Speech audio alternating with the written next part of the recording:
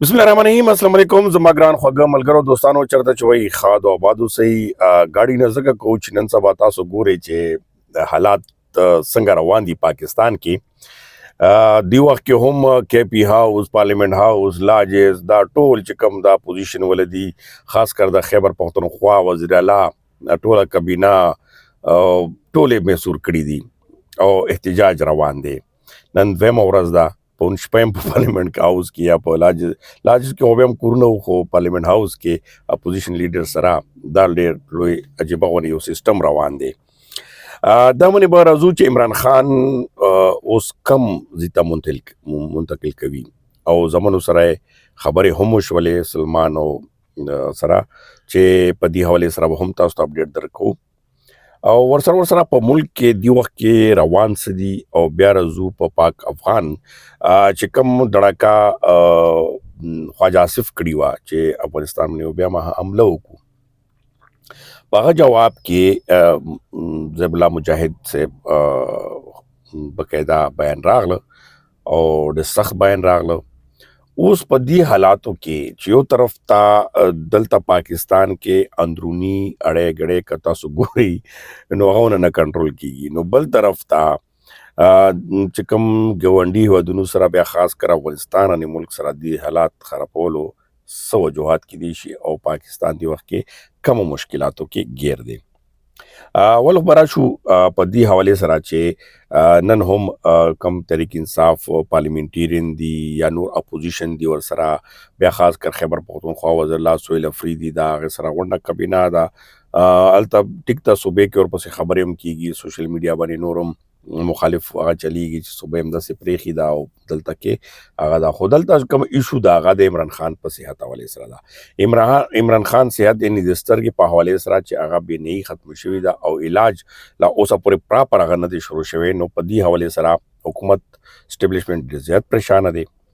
چې کوم دا هسپتال ته منتقل کوو د دې باندې کم بندیزونه دي چې خبر نه وباسي خبره را نشي څه دغه را نشي ولې دې سره ورکر نور موټیویټ کیږي او بیا به موږ ته پرابلم جوړیږي آلریډي په دوره کوششونو باوجود هغه د غټه مسله هم دغه ده هغه د علاج یا منتقل کېدو څه مسله نه ده خو دلته کې هغه ګارنټي څوک نه ورکوي نه په عمران خان په خپله باندې هغې باندې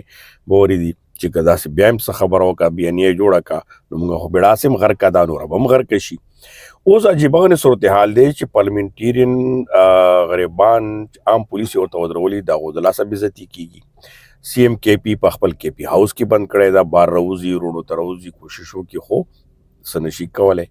بل خوا پارلیمنٹ کې کم کسان دي هغه په پارلیمنٹ کې کړي دي لاجس کې دي لاجس کې بند کړي دي یعنی شرای دستور د کے پی هاوس یعنی نن خو موږ په خپله باندې صحافیانو پروټسټ هم وکړو چې سوري چونکې پارلیمنت ریپورټر یو او مونږ باندې بندیز ولګو لکه دا ډېر عجیبه غونې صورتحال چې دې باندې مونږ خپله هم پروټیسټ جمع کړ چې دغه شانتې حکومت خو مونږ یعنی دغه شانتې سیول حکومت ته ویلی شي که دا ټول څه ورته وایي چې کوم ډکټیټرشپ هغه هم کراس کړی دی ډکټیټرشپ کې هم دغه شانتې څه نه دي شوي لکه د خو بهرحال دا به کله پورې دا دباور ولي یو طرف ته ملک حالات ته ګورې څومره نور پرابلم کې ځي معاشي صورتحال سره ولس چې کم دی پریشانه دی بېروزګاري ورځ په ورځ زیاتېږي سرمایه‌کاري کمې دعوې کولې هغه هم لاړې بل طرف ته دنه استحکام نه راځي اخر کېږي بس د دې حل اوس دو سره هم لار ورته نه غلطه ده که اسټیبلیشمنټ دی که حکومت دی چې اوس دو ته لار سو بسو اوس راځو په دې حوالې سره چې خواجه آصف چې کوم بیان ورکړی هغه طرف نه ذبیح الله مجاهد ډېر سخت بیان راغله هغه وایي که چیرې په افغانستان معمولي هم حرکت وشو نو د دې نتایج به ډېر سخت وځي او د دې نتایج یقینا چې ډېر سخت داسې هم وځي چې بیلټ چې کوم دی ټول خیبر پښتونخوا دی او که تاسو اخبار بلوچستان څخه ګورئ ټول دغه یو بیلټ دی نو هغه خو آلریډي هم درېنې دوسره دي نو دلته کې هم افغانستان به دا سوچ کوي چې دغه کم هغه دي چې دوی ته نقصان ونه رسي عام ولس ته ونه رسي اوس په دغه صورتحال باندې یقینا چې پریشانۍ خبره بیا هم د پښتنو دپاره ده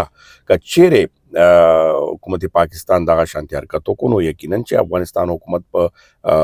دغه شانتي نه کینی هغې به هم جوابي کاروایي کوي او دغه بیلټ منې یقینا چې یو نوی هغه روان ده. موږ پرون تاسو به لیدلي هم وي نورالحق قادري صاحب سره هلته درنې کې غریب ناست و، بیمار هم و، په کرسۍ کې ناست و او خپو هم کار پرېښی دی، بس عمر تقاضا هم شي هغه شي. خو نورالحق قادري صاحب یو خو که هغه مذهبي لحاظ سره وګورئ هغه ډېر زیات فالوورز دي، یعنی یو پشت نه چلیږي، هغه څه ورته وایي چې ډېر زیات هغه پیر هغه کوم ګدي نشین صورتحال دی په هغه کې خلک ډېر زیات مني، ډېر زیات خانقاګاه سیسټم چلی. هغه نه علاوه نور معتبر شخصیت دی او سیاسي هم دی. نو هغه ډېره ښایسته خبره وکړه. هغه وویل چې ګوره دا خو پیل نه هم دغه شی و، دا ټول امریکا یعنی بیروني په هغه باندې دا یو ایجنډه ده چې دا چلیږي او افغانستان سره معامله چې کومه پاکستان کړې ده دا بیروني په سازشو باندې ده، یعنی ډایرکټ امریکا هغه ته ورکړي. بیا ډاکټر اسرار هغه هم ورکړي ورکړو چې خو دا مخکې 13 کاله مخکې ویلي چې دا شانتې مسلمان ملکونو بیا خاص کر افغانستان سره پاکستان به جنگوي او دغه جنگ صورتحال به پیدا کوي او خپل منځ کې او خپل مفادات دي هغه به اخلي. خو بهرحال رونو په دې وخت کې زموږ خو خبرونه ورکول کوشش سره دا اویرنس هم وي چې ډېر خیال به ساتئ، منفي پروپاګنډا او سوشل میډیا دور دی، غلط خبرونه هم چلیږي، نور هم کېږي او موږ ته کوشش پکار دی چې داسې خبر موږ کوو چې هغه تاسو علم کې هم وي او کوم حکمرانان دي هغو ته هم پته لګي چې دې نه څومره غلط تاثر جوړېږي. بیا خاص کر د پښتنو مکمل بیلډ په یو طرف ته شي، آلریډي اوازونه اوچتېږي چې ادھر تم او ادھر هم، لکه مطلب چې دا څرنګې د بنګلادیش خبره شي وه دغه شانتې سردار منګل یو په لاهور کې هغه اوچت که نو دغه شانتې بیا یقینا چې پاکستان دپاره خدای دې نه کړي چې نور مشکلات جوړ شي پښتنو دپاره. نو په دې حوالې سره موږ هم دعاګانې کوو، تاسو هم دعاګانې غواړو، تاسو چېرته چې وایي موږ هم دعاګانو کې یاد ساتئ او مینې اظهار دا کوئ چې چا نه هم سبسکرایب کړی نو لازمي سبسکرایب کړي او لایک کمنټس لازمي وکړي. ډېره مننه، خوشحاله آباد اوسئ.